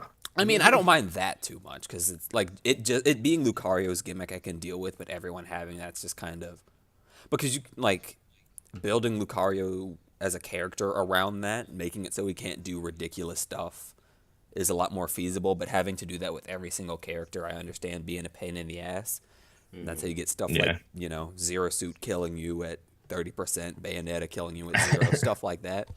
I just, And Ness back throwing you yeah, into like death at just 0. a few things like that would really be it. So it's just, I guess, a bit more. I feel like Smash 4 is a bit inconsistent in how it actually I plays. I don't want melee I levels understand. of- I understand why the rage mechanic was added. It's kind of a balancing. Nintendo likes to do this kind of thing where they reward the losers and they punish the winners to try Mario and Kart. balance things out. Most notably with Mario Kart. Yeah. Like if you're in last, you'll get stars like 90% of the time and shit like that, so you can catch back up. Yeah, and I think with Smash Brothers, it's just in a weird scenario because it's, I think, very difficult to have that proper balance of something being competitive and a party game. So that's why I'm not like frustrated by a lot of the mechanics like rage and some things like that. But I guess the more competitive part of me is like I would like to see just a bit more consistency. But that's pretty much it. Yeah, I think we should move this along. We're at about an Yeah. hour and 26 right now. Okay, Yeah. so Let's take a break. Okay, and we'll be back in a minute. After these messages. We'll be right back. And we're back. All right. And we're back. I hope Again. you and Tashel, what's the next letter from our next sponsor? letter? Last week, you said everything was brought to you by the letter N. What's the next letter? This week, this episode is brought to you by the letter I. Oh, okay. So, yeah, I wonder what that could stand for. keep on coming back, and we'll get through the rest of these. So I guess back to business. Josh really liked that one. We're gonna transition from video games to the Oscars. The Academy I'm going to kind of take a Awards. back seat and let these two hash it out. Yeah, Yeah. this is Tashel and I are the film and television nerds, so Yep. we're gonna get And into I am this. an uncultured swine. So we're gonna just go through a list of Oscar winners and I guess give our opinions on who we thought should have won, that kind of stuff. Yep. So I guess we're starting with Best Actress. Yep. We can start there. Frances McDormand. Yep.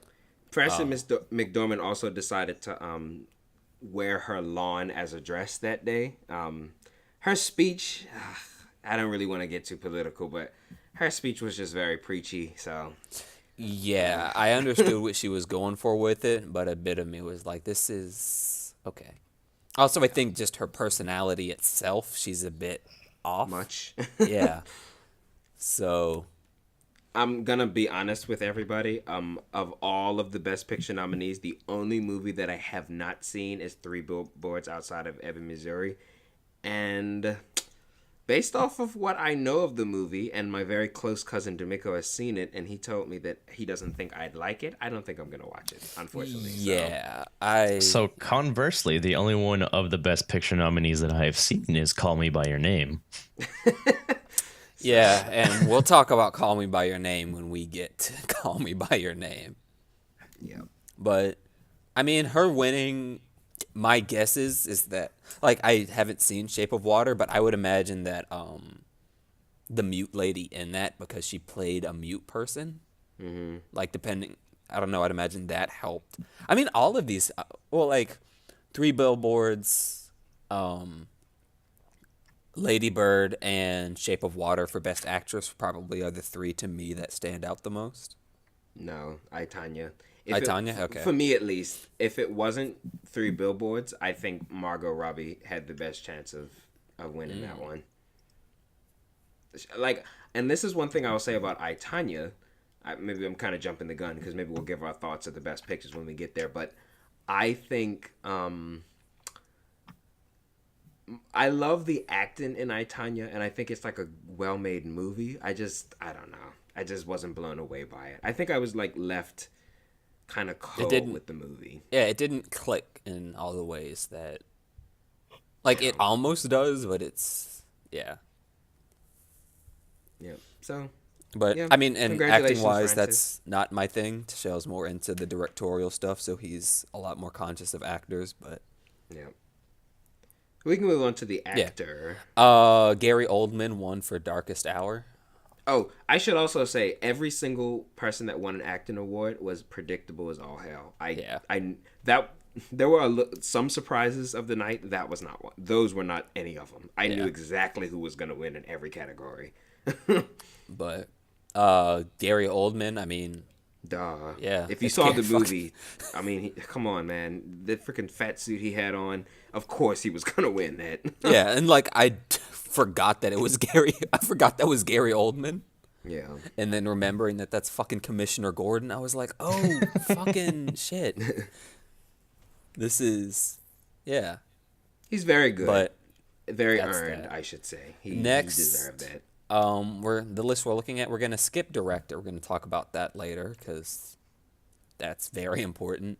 Remember Me from Coco won for original song. Yeah, like. So the best movie of the year had the best original song, you say? Like I liked Coco a lot, and Yep. I'll save that too. I don't think I like it as much as Tashel. No, I think Coco was the best movie of 2017. Actually, easily. I don't think anything even came close to it, to be honest with you. But I think, remember, it's a good song, and we'll talk about Coco later, but I like Coco because it was very much unlike pretty much anything else that came out that last year. Yeah. The only other song that I would have wanted to win would have been Mighty River from Mudbound by Mary J. Blige, but yeah, I just remember me. I honestly, I wish Coco could have been nominated for more because it really was just the best movie to me of the year. So also with Mighty River, it's fucking Mary J. Blige, so it's like real. there's a lot of credence to go there in the first place. I think she was also the first actress to be nominated for music and acting in the same night. So same good year? for her. Yeah, I think so. Yeah, I can't think of. Yeah. Yeah, good for her. Shape of Water won for original score.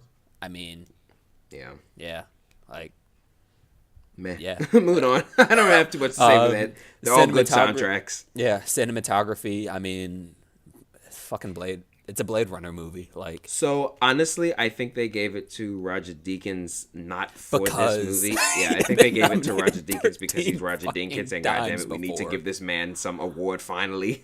like, kind of what they did with Leonardo, where it's definitely. Like, it's not really for that movie. It's for you. It's for the fact that you can't be nominated. You can't die having been nominated for best cinematography 13 times and not win. You're clearly like a fucking legend. Yeah, and I'm glad he got it. He went up there and was very. I could tell I think he kind of knew he was gonna win. Oh, for sure. Yeah, but good for him. He deserved it. That's the main thing. It's like I would not want to see. You're a fucking legend, and again, it was just a situation where like whenever you didn't win, you just barely got edged out by like you did a phenomenal job, but there was one thing that was just like slightly better. If I had to give it to anybody else, the only thing I would have even considered would have been Dunkirk. But that's what I was gonna say. Like Blade Runner and Dunkirk were the two that just had the best cinematography. In Dunkirk, it's a fucking war movie. It better have. Did you see the new Blade Runner, Josh? No. No. Well, moving on. Yeah. Get Out won for best screenplay, original screenplay. I was honestly surprised. Good for him, though. Like that.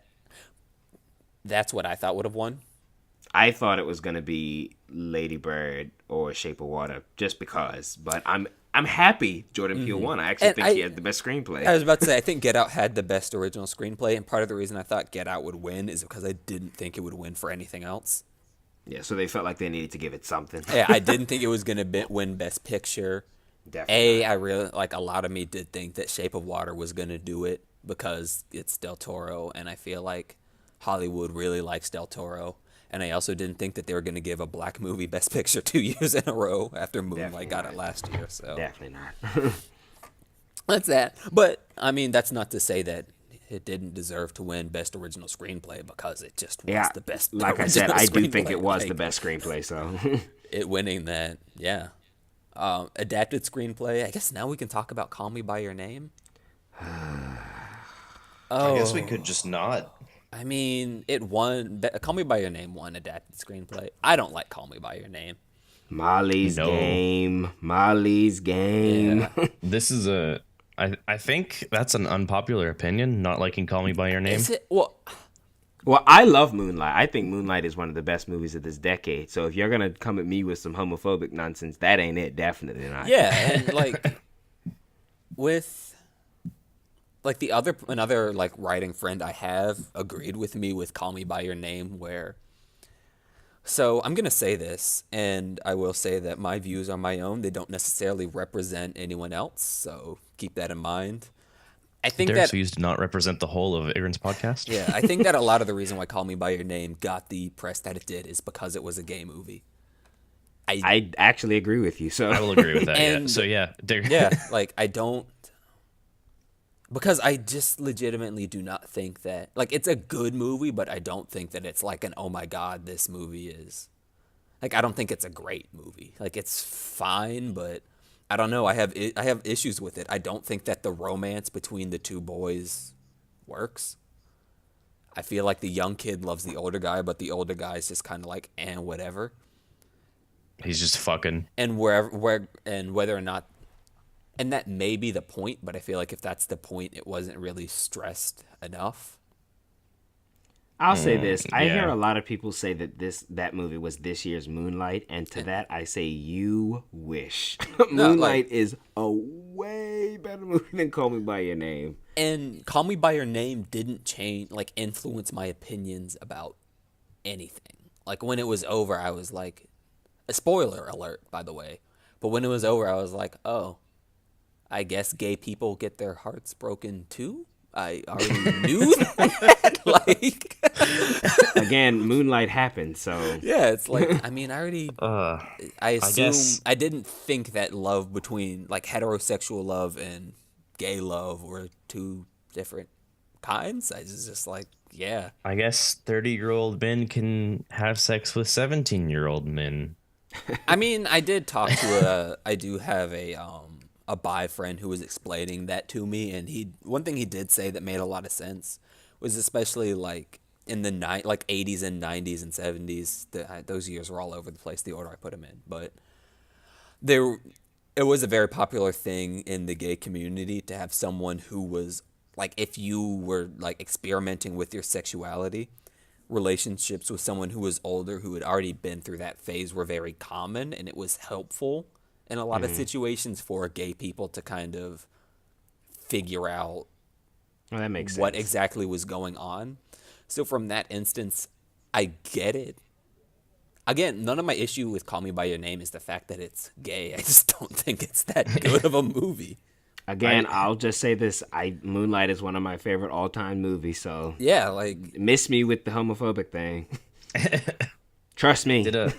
Did one of us fall asleep during that movie? I feel like it was me. You fell It asleep was you. during no, Josh fell asleep during the other. Was it Call Me by Your Name or was it Downsizing? I thought it was Downsizing. I think it was Downside that I fell asleep during. I'll give Call Me by Your Name this credit: it's a much better crafted movie than Downsizing. No, and like if I had to give Call Me like it's in my opinion I'd give it like an 8 out of 10, but I agree with that. Actually, I think that's fair. which is good. Like I'd give most movies between a 6 and a 7 out of 10, so you're above Molly's that. Game. But- That's all I have to say. That's who I would have given it to. Yeah, with Molly's Game, part of me is like, I also feel like that was a really safe pick because it's like, well, it's Aaron fucking Sorkin. Like, Yep. when it comes to adapting books into movies, Yep. He's the guy.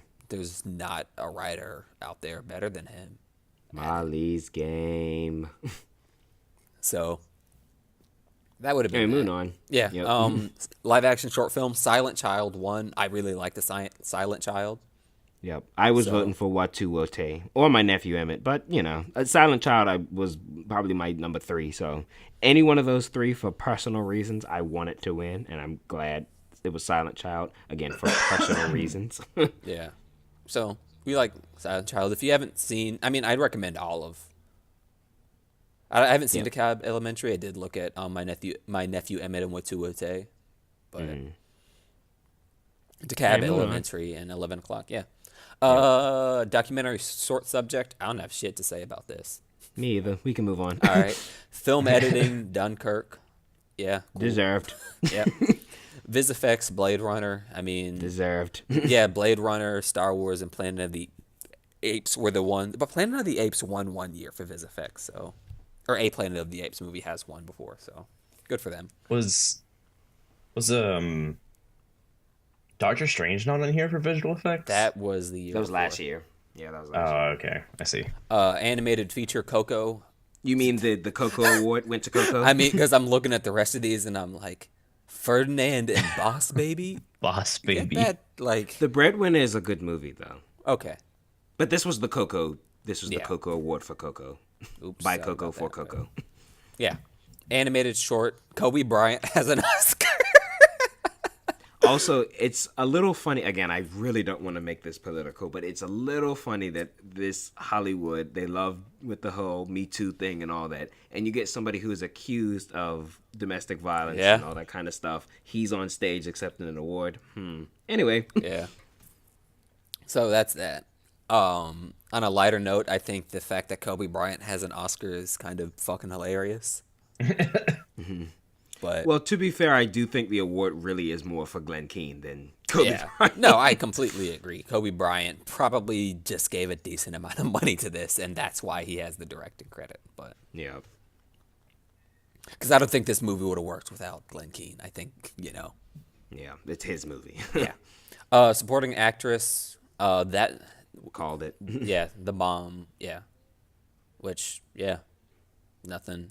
If I had to give it to a second, I would have given it to Laurie Metcalfe from Lady Bird, but I knew Allison Janney was Yeah. going to win, so Foreign language film. I haven't seen any of these, so good the for Squares, Chile. who I was rooting for, but Production. Fantastic Woman looks very interesting. Yeah.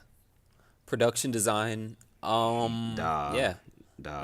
Yeah. Look at that fish creature. Of course, it was going to win. Sound mixing. These are Dunkirk. okay. Dunkirk winning everything for sound. Duh. If a good war movie is up for sound awards, It's gonna the win. war movie is going to win because war Yep. movies are sound heaven for sound designers. They have Yep. so much fun with that. So, moving on. Feature doc was Ig'rance. Haven't seen it, but I voted for Faces Cool. Places, but whatever. costume design was Phantom Thread. It's a movie about dresses. So, like, yeah. Makeup, Darkest Hour, cool. Oh, I'm yeah. surprised Shape of Water wasn't nominated in that, but whatever. But I guess calling Fish Man makeup, I guess they made a distinction between that and production design. Like they're Yeah. very similar, but I guess Yeah. that's why. And supporting actor, Duh. yeah, Sam Rockwell, duh. yeah. I mean, Call Me By Your Name. Call Me By Your Name.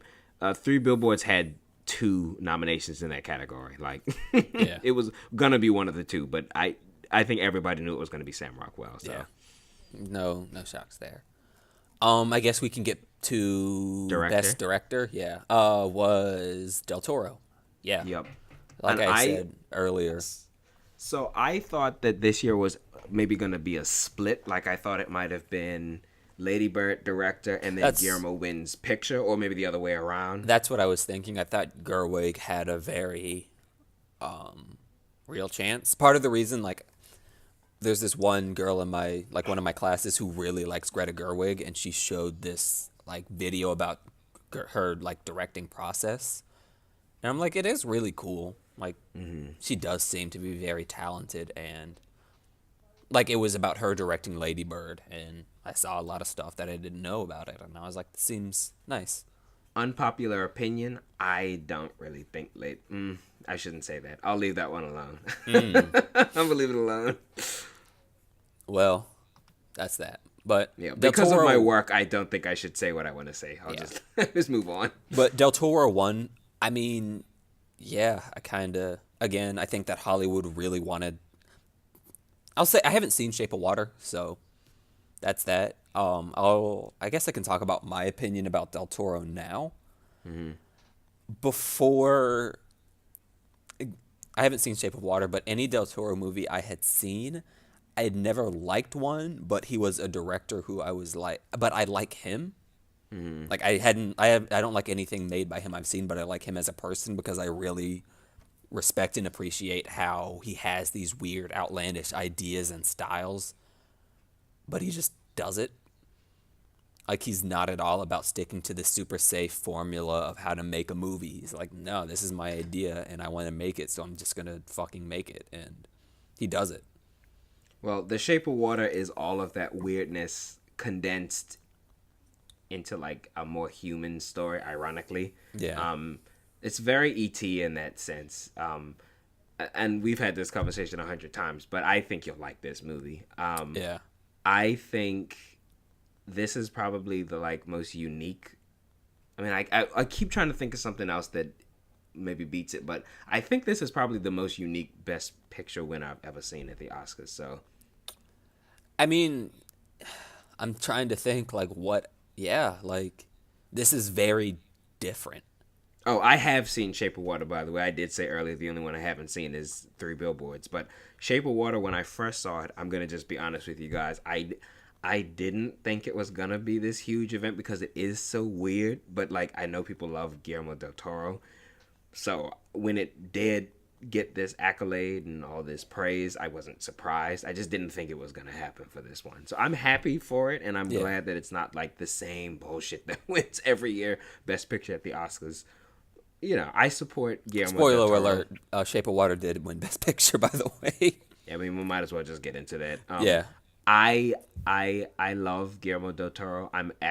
Derek and I's opinion of him is literally like just copy paste. I like some of his movies. Like, I don't hate them, but I'm not like, I don't think about them. Like, Pan's Labyrinth is probably like the closest one of his movies that I think about.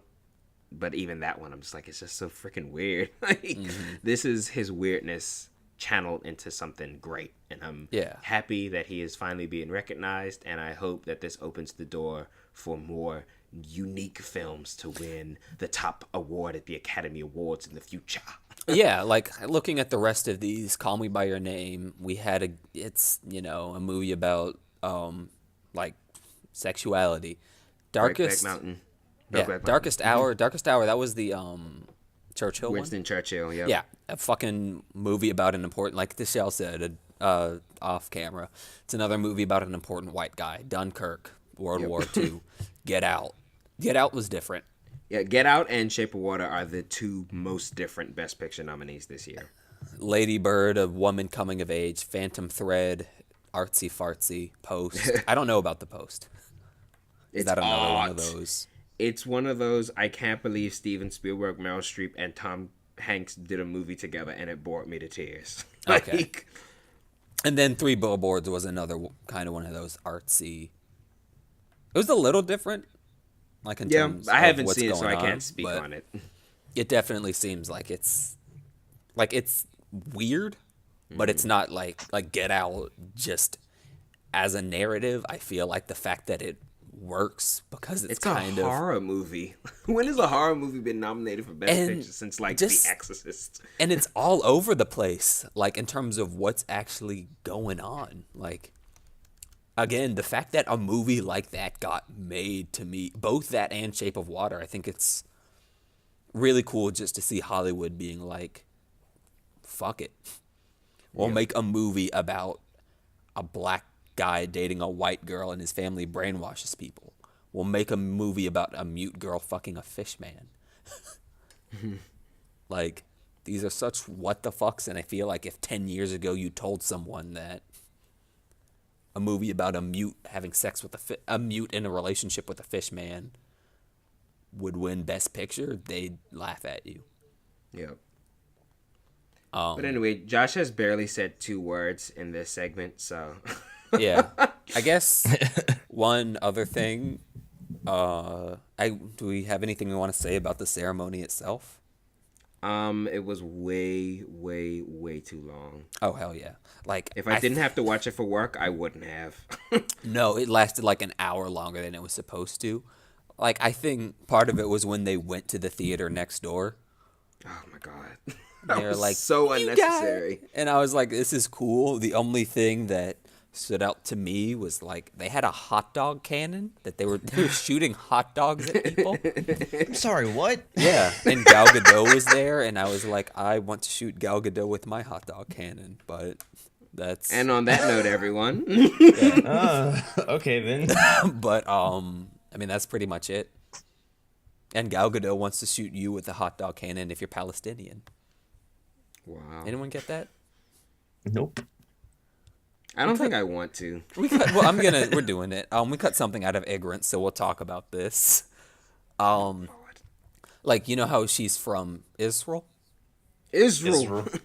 and how like I believe, if I'm wrong, I'm wrong, and I apologize for misinformation. But I think in Israel, every single person like at some point has to serve in the military. I think that's correct. So So I will be wrong with you. she was a part of I believe they're called the Israeli Defense Force. And back in like 2014, the Israeli Defense Force posted something on Facebook about like their conflict with Palestine. And Gal Gadot like liked it and reposted it or something like that. Which I don't want to get too political in the Israel-Palestine situation because I'm way too stupid to know what I'm talking about when it comes to that. So that was a smart joke.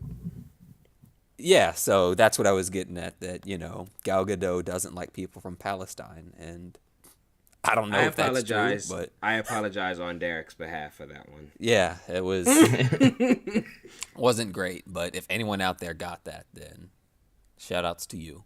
Then shout outs to Gal Gadot. I'm not Palestinian, so hi. Anyway, I love Gal Gadot, actually, to be honest with you. Oh, yeah, like she seems fun, and she's a pretty lady.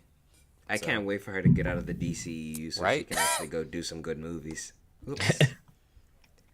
That's a topic for another day. She's talented. Yes, it is. Because, woo, I have a lot to say about DC. I mean, we kind of did last week, but... Yeah. But I guess we can jump into the last thing. I'm going to rant for a little bit, Yes, God. and you guys feel free to cut me off. What was our rant last week about? Mine, it was about, Oh, the reboots and all that bullshit. reboots and remakes and all that. So I'm going to rant on something that we touched on a little bit last week, but I don't like... So I've been on the internet. How old am I? I'm 21. I've been on the internet for about 10, 11 years now. So the idea of trolling is nothing new to me. But I feel like the idea of trolling has kind of transformed into something as it's hit a more mainstream thing where people just do shit under the premise of trolling. And they're like, well, you can't get mad at me because I'm trolling. It's just a prank, bro. And I kind of hate that because it puts you in a situation, like if you do something, let's say I was to go out and punch an old lady. If people are like, haha, look at that, this guy punched an old lady, that's funny and they like it, I've won because people liked it. And if I say, oh, don't worry about it, guys, I was just trolling, so you can't get mad at me. Like, I just think that it's bullshit. Like, and it kind of it just justifies people, because these are things that people want to do anyway, and it just justifies them doing it because they feel like they can't be made fun of. And if you make fun of them, or if you say that they're an asshole for doing something, they can say they're trolling, and people will treat it as if the person who's quote-unquote trolling is smarter than the person who called them out for being an asshole. It's like, no, you're just a piece of shit. It kind of ties in with your hating people for doing things ironically. Yeah, it's kind of that same thing where it's like, I don't know, I just don't like excusing bullshit behavior for bullshit reasons.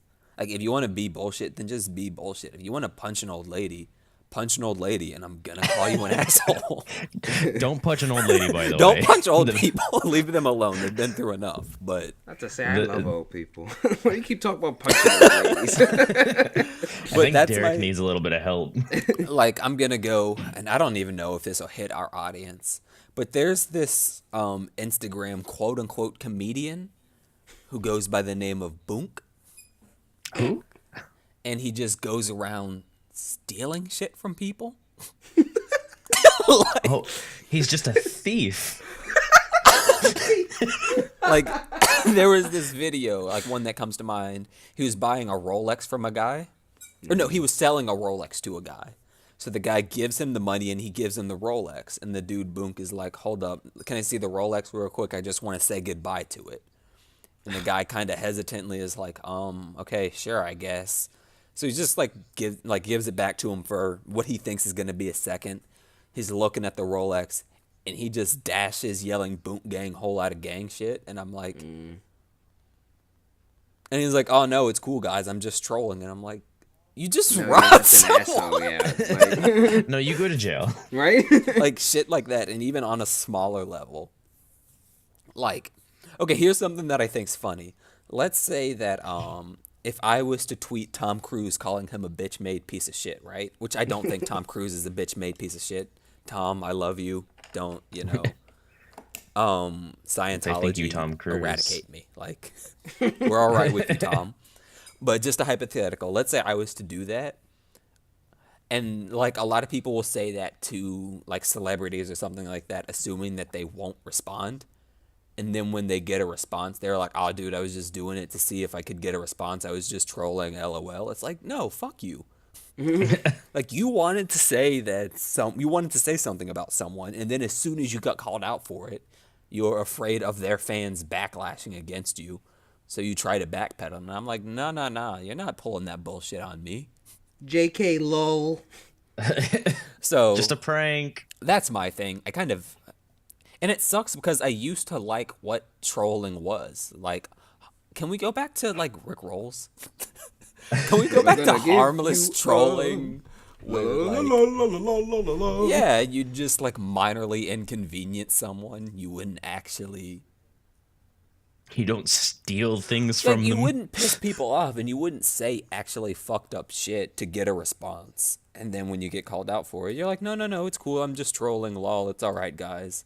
Or, like, I don't want to get too deep into this because this is a completely different conversation. But a lot of this new generation of rappers, like the Lil Blanks, it's like, SoundCloud rappers.